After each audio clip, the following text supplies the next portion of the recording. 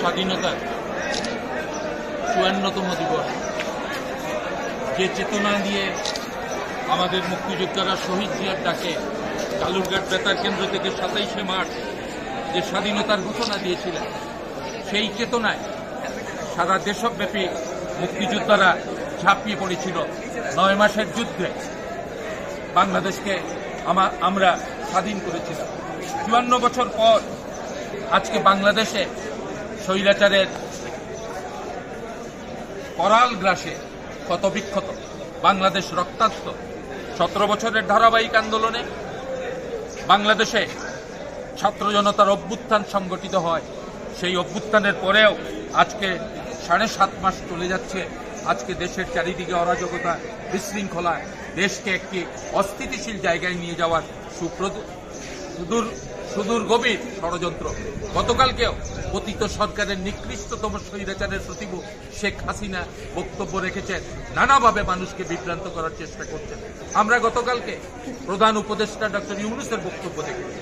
তিনি বলেছেন ডিসেম্বর থেকে জুন পর্যন্ত সময়ের মধ্যে বাংলাদেশে নির্বাচন অনুষ্ঠিত হবে। নির্বাচন নিয়ে এক এক সময় এক এক কথা কেন? আপনি রাষ্ট্রের প্রধান, আপনাকে সুনির্দিষ্টভাবে নির্বাচনের রোড ম্যাপ ঘোষণা করতে হবে।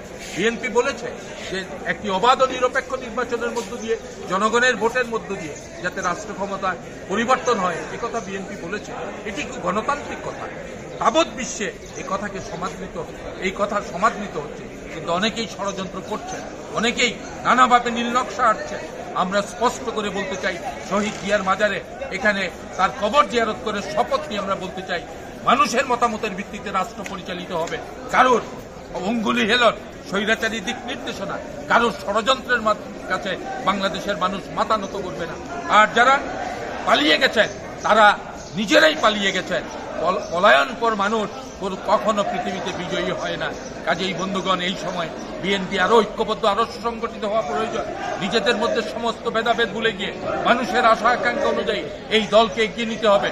দল এবং অঙ্গ সংগঠনকে সুন্দরভাবে, গণতান্ত্রিকভাবে পরিচালনা করতে হবে। এই প্রত্যাশা রেখে মুক্তিযুদ্ধে যারা অংশগ্রহণ করেছেন, এর আগে ও পরে স্বাধীনতা